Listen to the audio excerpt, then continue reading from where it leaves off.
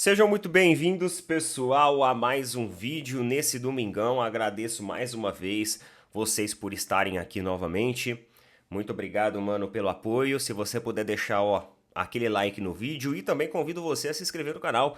Vamos chegar aos 73 mil inscritos, já estamos perto dessa marca. Então, já convido você, se inscreve aí, vem com a gente, vamos bater um papo, vamos trocar uma ideia e vamos conversar sobre futebol. Futebol que no ano de 2025 vai ficar quente. E é por isso que sempre que eu gosto de trazer a percepção aqui de rivais, os clubes ali que estão no protagonismo do futebol brasileiro. Você tem Palmeiras, você tem Flamengo, você tem Botafogo. Então a gente gosta sempre de trocar essa ideia. Antes de mais nada, sabe quando a conta de energia vem cara? Aquela continha de energia que cada vez aumenta mais. Você sabia que agora você tem um serviço inovador onde você pode economizar de 12 a 15% da sua energia elétrica sem pagar nada por isso, tá? Não tem taxa de adesão, não tem que pagar nada, não tem pegadinha, você não vai pagar. Você só vai receber economia. Esse é um novo produto da A2C Promotora. Você que tem empresa, você que tem residência e a sua conta vem de R$ 200 para cima de energia, saiba que agora você tem a possibilidade de ter uma economia de 12 a 15% na sua fatura mensal de energia elétrica. Então você pode chamar o pessoal da A2C Promotora, estou colocando o link fixado aí nos comentários para saber mais sobre esse produto inovador e que vai trazer muita economia para o seu bolso. Eu fiz uma simulação aqui em casa, mano, e deu mais de R$ 700 de economia por ano. Então, faz aí que eu tenho certeza que você não vai se arrepender. Lembrando que é gratuito. É só consultar com eles se a sua região tem disponibilidade. A2C Promotora, galera. E olha aqui, pessoal, perguntinha que mandaram lá no Insta. Inclusive, essa semana acho que eu vou fazer uma livezinha lá no Insta. Mano, se quiser, já segue lá para participar também. Mandaram aqui para mim, sobre o Cruzeiro, né? Aqui, fale um pouco sobre o Cruzeiro. Dudu, Gabigol, parece que é um time com potencial. O que você acha sobre isso? Por favor, nos traga a sua opinião lá no Opina. Mano, realmente eu não falei, né, sobre esse Cruzeiro assim mais especificamente. O Cruzeiro trouxe jogadores que foram inclusive ídolos de outras equipes. Você tem o Cássio, que já tá lá, chegando o Gabigol, chegando o Dudu, tem o Fagner, quebra-canela. É uma equipe boa, é uma equipe que tem potencial. Só que a gente não pode esquecer que a performance desses jogadores, o próprio Cássio, ele cometeu erros bizarros já no Cruzeiro. Ele saiu do Corinthians pelo Corinthians entender que ele já não era mais o mesmo Cássio. E ele foi pelo Cruzeiro e ele já cometeu falhas assim absurdas à frente do gol do Cruzeiro. Aí você tem o Gabigol, que chega no Cruzeiro, tem uma idade ok, é um cara jovem ainda tem lenha para queimar, só que nos 2 últimos anos, realmente o seu futebol não foi de grande destaque lá no Flamengo. Talvez uma reoxigenada, um novo ambiente, uma nova forma de trabalhar, faça com que o cara... Porque teve a situação do Tite também, que muitas vezes foi tesourando o cara. E aí você tem o Dudu, que no Palmeiras também não estava com uma performance legal, porém, teve uma lesão, mas uma lesão muito séria. Então não dá pra bater o martelo e falar assim, o Dudu chega no Cruzeiro agora pra ser aquele titularzaço absoluto, pra render da mesma forma que ele rendia no Palmeiras antes de lesão. Não dá pra afirmar isso. Há uma incógnita. É um time que pode dar certo, que pode brigar, só que se for brigar, vai brigar ali por uma Copa do Brasil. Eles estão na Copa do Brasil, né? Estão na Copa do Brasil, não estão? Vai brigar ali por uma Copa do Brasil. Eu acho difícil o Cruzeiro brigar por um campeonato brasileiro. Sabe, lá no topo mesmo. Primeiro, segundo, terceiro lugar. Eu acho muito difícil. Pode até brigar para entrar numa Libertadores. Mas brigar pelo título do Brasileirão, eu acho, porque assim, são jogadores bons, porém tem todo esse retrospecto que a gente falou, e além disso, eu não vejo que tem um elenco elástico para uma competição tão longeva que é a competição do Campeonato Brasileiro. A melhor possibilidade do Cruzeiro hoje, na temporada de 2025, pelos reforços que está trazendo, pelas movimentações, é Copa. É torneio de tiro curto. Aí sim tem jogadores que são decisivos e foram decisivos em outras eras, em outras equipes, para poder fazer isso. E eu não vejo um elenco elástico para um campeonato tão longo quanto o Brasileirão. O Brasileirão, às vezes você não precisa ter um super elenco, mas você precisa ter um elenco que seja suficientemente amplo para você conseguir fazer o rodízio de jogadores junto com as outras competições, depois do meio do ano que os campeonatos acabam se afunilando e se intensificam. Então, hoje a maior possibilidade de título do Cruzeiro é o campeonato estadual agora no começo do ano e também a Copa do Brasil, certo? Eles estão na Sul-Americana? Se estiver na Sul-Americana, talvez uma Sul-Americana também. Eu não sei como que o Cruzeiro tá? Eu não acompanho assim o dia a dia do Cruzeiro. Porém, essa é a minha opinião sobre isso. Ah, pode ser que surpreenda? Brigue lá no topo do Campeonato Brasileiro? Pode ser, mas eu acho difícil. De verdade, eu acho difícil. É uma equipe que vai fazer alguns adversários sangrarem, e isso é importante. Isso é importante em termos de competição nacional. Porém, eu vejo mais chance deles realmente nas Copas. Mas achei legal a pergunta para falar sobre o Cruzeiro. É diferente, a gente não fala muito sobre aqui, eu acho importante também trazer. Então agora vamos lá para o assunto que eu diria que é o assunto principal do vídeo. Eu trouxe um vídeo aí de um rival falando basicamente sobre duas percepções. Uma em relação ao Palmeiras, que envolve também um pouquinho ali de Botafogo, um pouquinho ali de técnicos portugueses no Brasil. Achei interessante o ponto de vista dele. E também uma outra opinião a respeito da Supercopa, que talvez eu diria que o primeiro grande compromisso, posso chamar de grande compromisso? Posso, devido à rivalidade regional dessas duas equipes, né? Devido ao recado que essas duas equipes querem mandar para a temporada de 2025 aos seus outros rivais, que é tanto do Flamengo e do Botafogo. Então eu aproveitei, uni tudo ali, já que ele basicamente trouxe uma impressão das duas equipes. Eu vou colocar aí, primeiro o que ele falou, e depois eu vou trazer a minha opinião sobre isso. E já vou colocar os dois cortes diretos, para a gente ser mais rápido aqui. E aí eu trago a minha opinião sobre as duas afirmações dele, as duas reflexões e críticas dele. Aqui o conteúdo do terceiro, pessoal, não é um conteúdo para ser menosprezado, não é um conteúdo provocativo, jamais, essa não é a nossa intenção, tá? É só pela resenha mesmo da gente trocar uma ideia e observar um pouco também do ponto de vista dos rivais em relação às equipes aí que prometem protagonizar o futebol brasileiro em 2025. Prometem. Vamos ver. Lembrando que os créditos estão aí, fixados ali na legenda, e bora lá, a gente já volta. É impressionante como tem vários, palmeirenses, 98% de palmeirenses enganados. É impressionante. Essa situação do Arthur Jorge, que ele resolveu, é uma decisão dele, trocar de clube. Ah, mas o Abel não é assim. Como não é assim? Se no início do ano fez um pré-contrato, sem ninguém saber, sem a Leila não saber, sem os torcedores sendo enganados. Abel, ele enganou os torcedores do Palmeiras. Quando descobriu a situação, mas não é bem assim, mas o pré-contrato estava assinado. O Abel fez uma chantagem, essa é a palavra certa. O Abel fez uma chantagem com o Palmeiras para aumentar o seu salário, para aumentar a sua renda. Isso não é um defeito somente do Abel, mas é um defeito de todos os portugueses técnicos que vêm para cá. É como eu disse num vídeo anterior, assim como o Arthur Jorge fez, o Jorge Jesus também fez no Flamengo, enfim. Então vocês ficam venerando uma pessoa que lá no início do ano fez um pré-contrato. Não queira falar que não foi feito um pré-contrato sim. E se a Leila não desse aumento, sairia. Então o Abel é a mesma coisa, gente.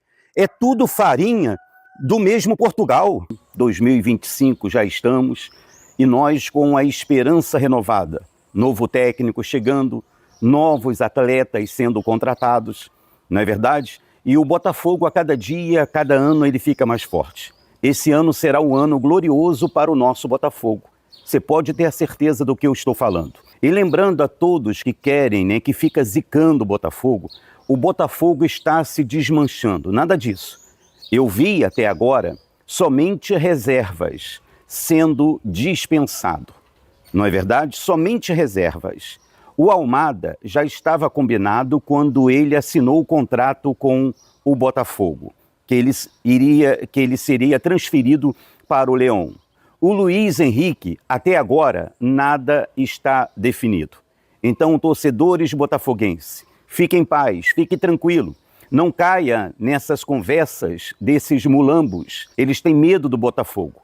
Dia 2 de fevereiro, os mulambos vão levar uma sacolada de gol. Sabe por quê? Para a soberba deles cair no bueiro. Para a soberba deles ir por ralo abaixo. Fique tranquilo. O Botafogo, a cada dia, a cada momento, se fortalecendo para o ano de 2025. Vou comentar na ordem que eu coloquei. Que ele falou a respeito do Abel. E aí ele utilizou uma palavra que eu diria até um pouco pesada. Um pouco pesada não, né? Pesada. Porque a palavra chantagem é uma palavra pesada. A percepção dele sobre o Abel, ela não é de se jogar fora. Não é. Porque assim, pessoal, essa história ela ficou muito mal contada. Isso, eu sou torcedor do Palmeiras e eu admito. Muita gente passou uma borracha em cima disso. Só que ficou mal contada. Por quê? A FIFA ela foi acionada pelo time do Catar, pelo Al-Sadd, que alegou que o Abel assinou um pré-contrato. E que o Abel descumpriu um compromisso que tinha. E isso pode infligir em sanções punitivas por parte da FIFA. Então a história ela ficou muito mal contada, porque nós não tivemos uma resolutiva a respeito disso. Ninguém sabe. A última notícia que saiu foi que a FIFA tinha sido acionada pelo Al-Sadd, que alegou que o treinador não cumpriu aquilo que foi estabelecido em pré-contrato. E nunca mais se falou disso.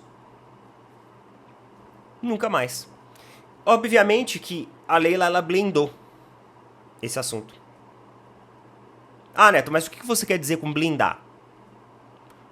Aí, cabe a interpretação de cada um. Eu não vou sair por aí fazendo aqui suposições e nem interpretações minhas para depois o pessoal ficar falando assim, nossa, você tá acusando disso, você tá acusando daquilo, você tá insinuando isso, insinuando aquilo. Aí fica a interpretação de cada um. Mas eu acho que ocorreu sim uma blindagem. E isso é uma das coisas que eu reclamo dentro do Palmeiras. E eu já reclamei aqui em outros vídeos. Eu não sinto, às vezes, a transparência necessária ao torcedor do Palmeiras a respeito de assuntos, por exemplo, como esse. E aí, quando ele fala sobre essa percepção do Abel ter chantageado, embora seja uma palavra pesada, não tem como eu chegar aqui e falar pra vocês, olha, esse cara é um sem noção, nada a ver o que esse cara tá falando. Porque essa é a percepção dele. E como o assunto não ficou resolvido, na verdade ficou muito mal resolvido, aí eu não posso acusar a percepção dele. Eu não posso bater aqui ó, de peito aberto e sair em defesa do Abel, porque amanhã eu posso entrar num site aí da ESPN ou outro qualquer e dar de cara com a notícia ali, ó. FIFA aplica multa em cima do técnico Abel Ferreira e do Palmeiras por ter descumprido o pré-contrato assinado. Aí quem fica com a cara de tacho sou eu. Por quê? Porque, mais uma vez, o torcedor não teve acesso à informação e à transparência da devida maneira. Então, eu não vou invalidar a crítica dele em relação ao Abel, ao que ele fez, a como ele agiu. Porque o próprio torcedor palmeirense não teve resposta disso. Agora, a percepção dele dos técnicos portugueses, realmente, é uma coincidência estranha, né?